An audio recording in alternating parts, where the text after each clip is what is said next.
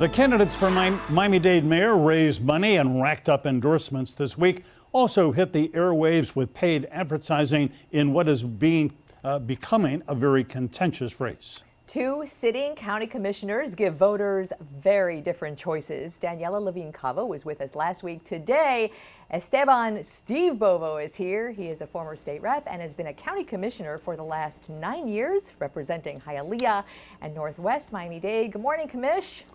Good morning. Good morning to both of you. Great to have you. Good here. morning, Steve. Thank you. Great to see you. You are campaigning from the very outset as the guy who is going to protect the taxpayer against raids on county monies for non-essential services. And you clearly are referring to your opponent, Daniela Levine-Cava. What are the kinds of non-essential services that she is proposing that you think are a waste of money?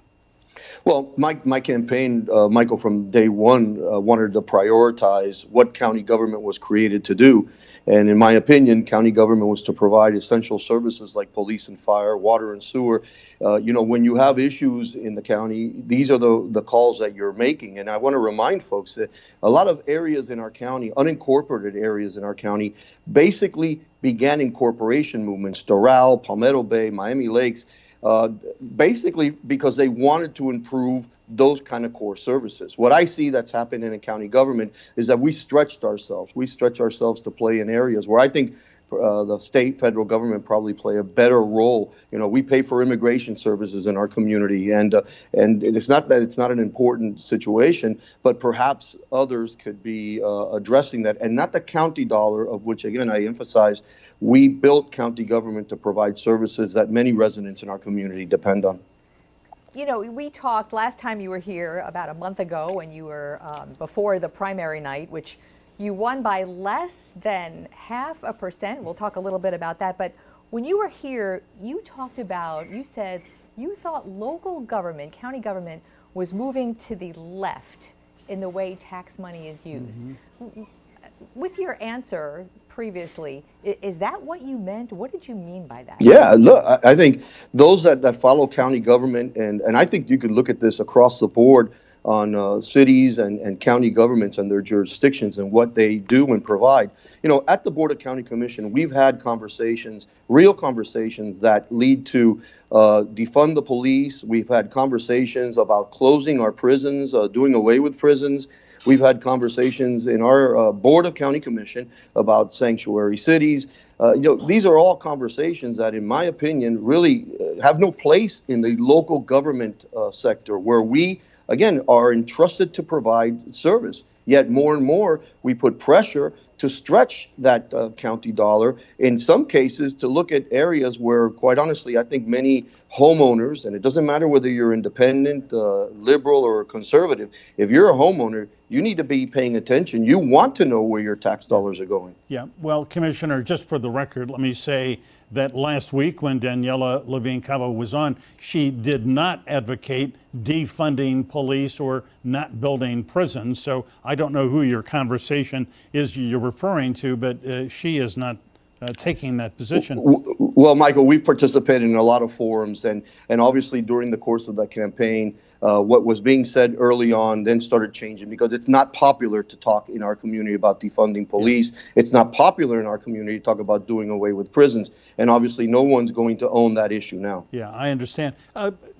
Steve, let me hold up here. You can't see it at home unless you see a screen. But here is a mailer that arrived at my house. By the way, I am NPA, so thank you for sending mailers out to people Sure. of no party affiliation. But I really find this very interesting. This particular one says, "We can't afford to become another Portland, San Francisco, Chicago, Minneapolis." There's a picture of AOC, Alexandria Ocasio-Cortez here.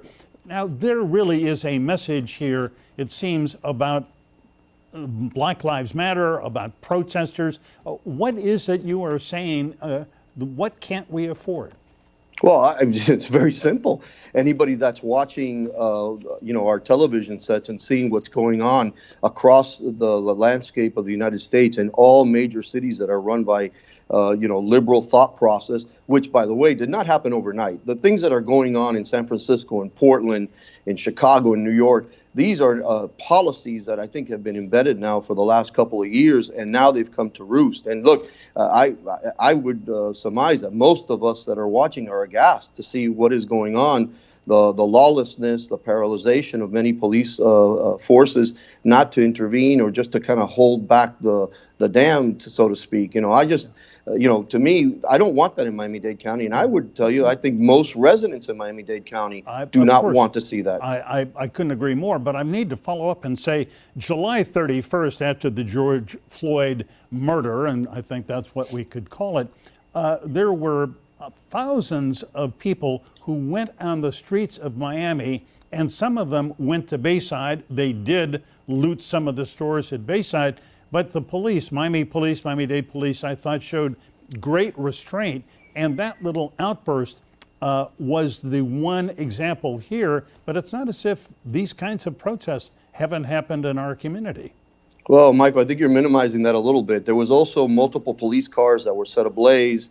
Lots of vandalism and graffiti that was being done. We had about a couple of weeks of interruption in traffic, and downtown became kind of like a battleground. Now, I would tell you one of the reasons that we did not see the extreme is because I think most people in Miami-Dade County don't want to see that and don't facilitate what we've been seeing in other places. And I would also tell you that it's a testament, I think, to the police departments in Miami-Dade and the city of Miami, who have worked extensively with our community to try to avoid. Now, it doesn't mean we don't have any bad apples in our police departments, because that would be unjust to say it. And I would agree with you. What happened in Minneapolis was murder. But maybe the reforms have to go in Minneapolis. We've done a lot of work in Miami-Dade County to make sure that our police department is responding to the wishes of our residents. I want to talk a little bit about the election coming up. You and Daniela Levine-Cava, as we mentioned, less than half a point apart on primary night, but between the two of you, 60% of the vote. There's 1 in 4 voters still who have not decided, and largely you say this is not a partisan race. You're right, technically it's a nonpartisan race, but it certainly has split along party lines, and you have little lawn signs that call you the conservative candidate. So there are people in the middle looking for whom to vote. And what do you, Steve, offer people who are much more moderate than in either party than either you or your opponent are? Well, I think, as I said from day one, my campaign is about the taxpayer, the homeowner, the business owners. And yes, I'm going to be conservative with their money. I want to make sure that their money is being invested in the issues that they expect their money to go to. And, police, fire come right up to the, percolate to the very top of those priorities. Water and sewer. You want to make sure clean water comes in when you open the faucet. You want your garbage picked up in a reasonable time. We want a good parks program where we actually have kids, like I grew up in park programs that have not only the good facilities, but also programming. And I think that's what I mean by trying to be conservative. Look, I get our community. Our community is very diverse. That's what makes South Florida fantastic to live in. But what I don't want is to bake itself into the extremes where then we're stretching that dollar. We're stretching. And I want to remind folks, the next couple of years, we're going to go through some very difficult situations due to COVID. We've got our industries have been wrecked. Not only the restaurant industry, our tourism industry, much of the money that comes from all those sectors, is now being hampered. And I would tell you, we need to be very mindful to make sure that we're not raising taxes and that we make sure that our county government lives within the means that residents could afford to pay. And, I'm concerned when we try to be government wants to be everything to everybody. That's where we fall into the trap. And as I said earlier, it doesn't matter to me whether you're a liberal, you're an independent, or you're a conservative. If you own a home, look at your tax bill, and you have a legitimate question, and where's your tax dollars going, and is it being spent wisely, and is it giving you the service you expect?